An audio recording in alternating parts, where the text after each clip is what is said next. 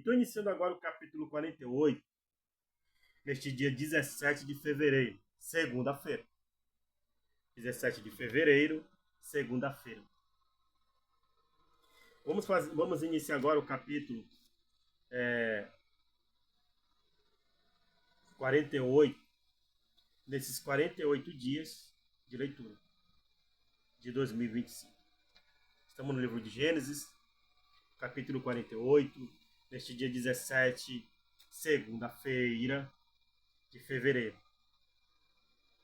Certo? Vamos lá.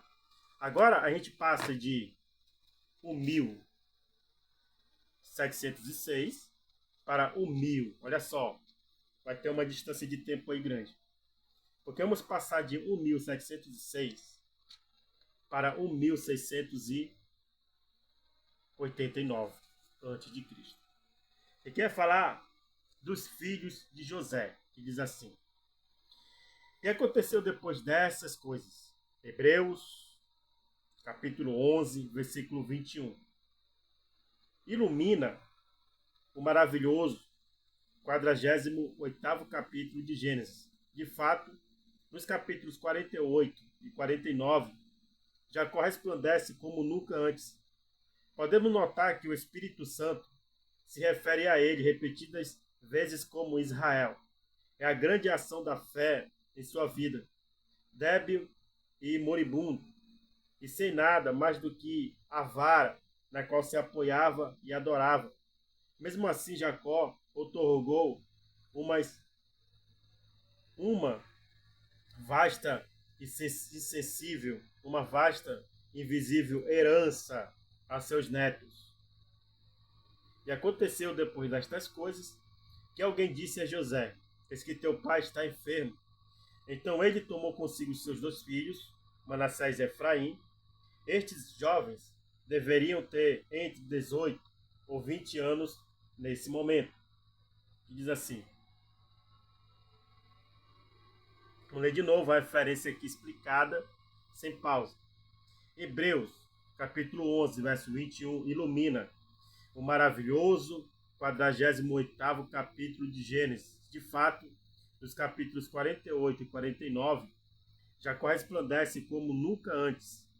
Podemos notar que o Espírito Santo se refere a ele repetidas vezes como Israel. É a grande ação da fé em sua vida, débil e moribunda, e sem nada mais do que a vara na qual se apoiava e adorava. Mesmo assim, Jacó outorgou uma vasta e invisível herança aos seus netos. E alguém fez saber a Jacó, dizendo: eis que o teu filho José vem a ti. Então se esforçou Israel e se assentou sobre a cama.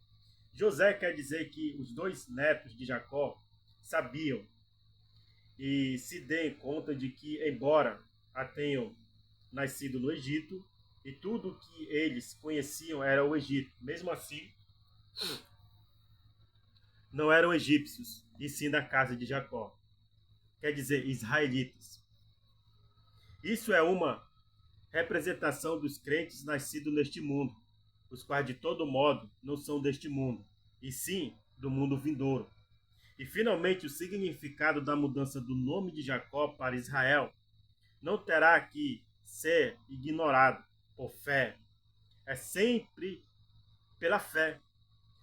O grande patriarca, comovido pelo Senhor, afirmará as promessas e traçará o curso de Israel, embora os olhos do patriarca no natural tenham se enfraquecido, como veremos a sua fé arde com um brilhantismo na realidade, mais radiante do que nunca. Por isso é chamado de Israel. E Jacó disse a José: o Deus Todo-Poderoso. Isso se refere a Deus como El Shaddai, utilizando o mesmo nome que Deus tinha utilizado ao referir-se a si mesmo quando apareceu ao patriarca em Betel. Depois da triste experiência de Siquém, Gênesis 35, versos 7 ao 15. Apareceu-me luz na terra de Canaã e me abençoou. E me disse: eis que eu te farei frutificar e te multiplicarei e te porei por estirpe de povos, e darei esta terra à tua descendência depois de ti, por herdade perpétua. Os palestinos deveriam ler estas palavras com muito cuidado. E agora, pois, os teus 2 filhos, Efraim e Manassés, que te nasceram na terra do Egito, antes que eu viesse a ti na terra do Egito, são meus, como Ruben e Simeão serão meus. Com isso, Jacó indicava que ele estava passando por cima dos filhos maiores e assegurando-se de que José receberia a porção em dobro da primogenitura.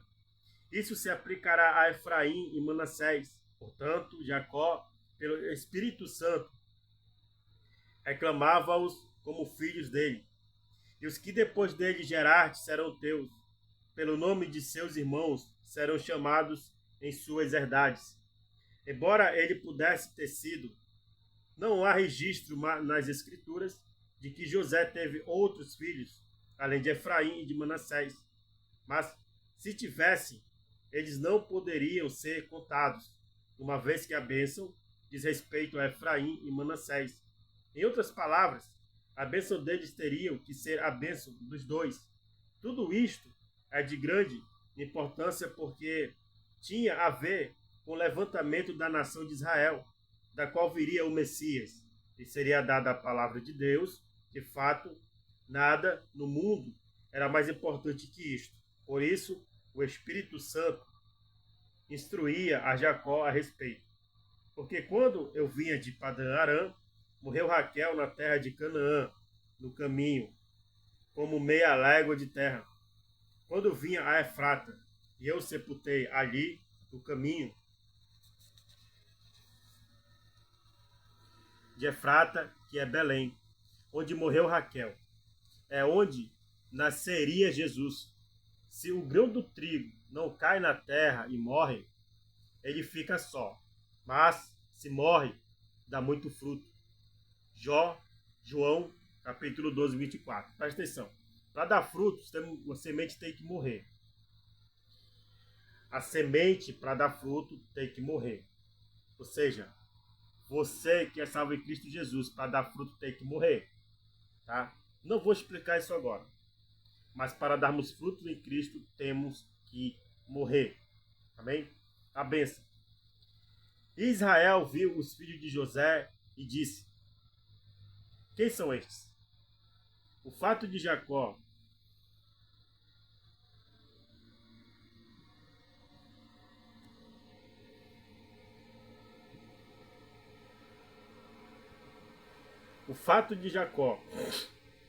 explicação, tá? Que diz assim: Israel viu os filhos de José e disse: quem são estes? O fato de Jacó, em primeira instância, não poder discernir a presença dos filhos de José mostra que a adoção deles, a família teocrática, foi impulsionada não por um impulso acidental do afeto natural, devido a Jacó estar emocionado por ver estes jovens, mas sim pelo impulso interno do Espírito de Deus, ou seja, era a vontade de Deus perfeita em Jacó, ou seja, ele alcançou a fé perfeita. E respondeu José ao seu pai: são meus filhos, que Deus me tem dado aqui. Ele disse: peço-te que os traga a mim, para que os abençoe. A bênção consistia na porção em dobro de José, a qual seria dividida e dada a cada um destes filhos, que, como se diz, continha uma importância que extrapola o pensamento natural. Os olhos de Israel estavam tão agravados pela velhice que não podia ver.